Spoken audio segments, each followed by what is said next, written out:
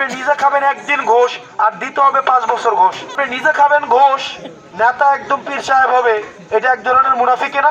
সরকার নির্বাচনে দাঁড়াইছে, আমি এই যে বাড়ি ঘর কিছু বাদ দিয়ে আপনাদের কাছে করে আছি, আপনারা কি আমার জন্য এই দোয়াটা করবেন না? আপনারা আমাদেরকে ভোট দেন বা না দেন, আমরা আমাদের আমৃত্যু মরণ পর্যন্ত আমাদের এই ইনসাফের লড়াই অব্যাহত রাখবো। এরকম হয় না মরা মানুষ এসে আমাদের দেশে ভোট দিচ্ছে, হয়েছে কিনা? হচ্ছে না? এটাই তো আমাদের দেশের কালচার, কালচার না? কিন্তু হাদি ভাইয়েরা আমরা এটাকে পরিবর্তন করতে চাই। আমরা আপনাদেরকে, আপনারা রাজনীতিবিদদের কাছ থেকে অনেক কিছু চান, চান না? রাস্তা চান, ঘাট চান, কালভার্ট চান, ব্রিজ চান। আর আমি আপনাদেরকে সকল রাজনৈতিক দলের পক্ষ থেকে আপনাদের কাছে আমি একটা জিনিস চাই, সেটা হচ্ছে আপনারা রাজনীতিবিদদের জন্য রাজনীতিটা একটু সহজ করে দেন। এখন আপনি বলতে পারেন আমরা কিভাবে সহজ করব? দেখেন, নির্বাচনের দিন আপনাদের জন্য অটো পাঠায় না, গাড়ি পাঠায় না, এটাও একটা ঘুষ। এখন আপনি নিজে খাবেন ঘোষ আর আপনি নিজে প্রত্যাশা করবেন নেতা একদম পীর সাহেব হবে, এটা এক ধরনের মুনাফিকি না? এটা মুনাফিকি কিনা? আপনার ভোটের দিন নিজের দায়িত্ব গিয়ে তো ভোট দেওয়া উচিত, উচিত কিনা? নাকি নেতা গাড়ি পাঠাবে, অটো পাঠাবে, তো এই অটো উঠে ভোট দিতে যাবেন, তো আপনি নিজে খাবেন একদিন ঘোষ আর দিতে হবে 5 বছর ঘোষ। এখন আপনি নিজেও ঘুষ খাবেন না, নেতা কেউ ঘুষ খাইতে দিবেন, এটা করবেন কিনা? বয়স যদি 60 হয়ে থাকে, আপনারা ভোট দিতে পারেন নাই, হয়তো গিয়েছেন কিন্তু ভোট অন্য কেউ দিয়ে দিয়েছে, অথবা যাকে দিতে চাইছেন তাকে দিতে পারেন নাই। এই পরিস্থিতি গত 20 বছর কেমনই ছিল নাকি? গত 3টা ইলেকশন এরকম হয় নাই?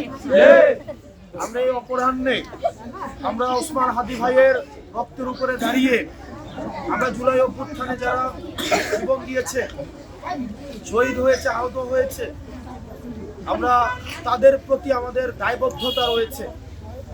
সেই দায়বদ্ধতাকে মাথায় নিয়ে আমরা আপনাদেরকে প্রতিজ্ঞা করছি, আমরা নির্বাচিত হই বা না হই, আপনারা আমাদেরকে ভোট দেন বা না দেন, আমরা আমাদের আমৃত্যু মরণ পর্যন্ত আমাদের এই ইনসাফের লড়াই অব্যাহত রাখবো। আমরা এই বাংলাদেশটাকে দুর্নীতিবাজ মুক্ত, চাঁদাবাজ মুক্ত, আমরা আমার শত্রুর জন্য আমি ইনসাফ কায়েম করার আমার চেষ্টা থাকবে। আপনারা এখানে যারা আছেন, আপনারা সবাই আমাদের জন্য দোয়া করবেন। আমাদের অর্থ পয়সা নাই, এটা দিয়ে হচ্ছে লক্ষ লক্ষ কোটি কোটি টাকা দিয়ে নির্বাচনের আগে এটাতে আপনাদের কাছে আসবো, এই তৌফিক আমরা আপনাদের কাছে একটা সহায়তা চাই। আপনারা তো নেতাদের কাছে রাস্তাঘাট, কালভার্ট অনেক কিছু চান না? আমরা আপনাদের কাছে একটা সহায়তা চাই, করবেন আপনারা? আপনারা এখানে যারা আছেন, আপনারা আপনাদের আত্মীয় স্বজন আছে না? জিজিআর নাইনাতপুর আছে না? মাউইতালুই বিআইবিআইনের বাড়ি আছে না? আছে না?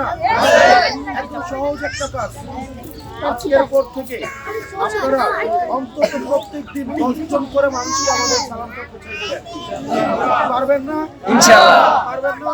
ইনশাআল্লাহ। আপনারা আমাদের জন্য এটা করেন, আগামী 5 বছর অন্যায় কাজ থেকে নিজেকে বিরত রাখার মধ্য দিয়ে, দুর্নীতি মুক্ত থাকার মধ্য দিয়ে এবং ইনসাফের জন্য লড়াই সংগ্রাম করার মধ্য দিয়ে আপনার এই ঋণের প্রতিদান আমরা ইনশাআল্লাহ দিব। আপনারা দলচেন করে পারবেন তো? পারবেন না?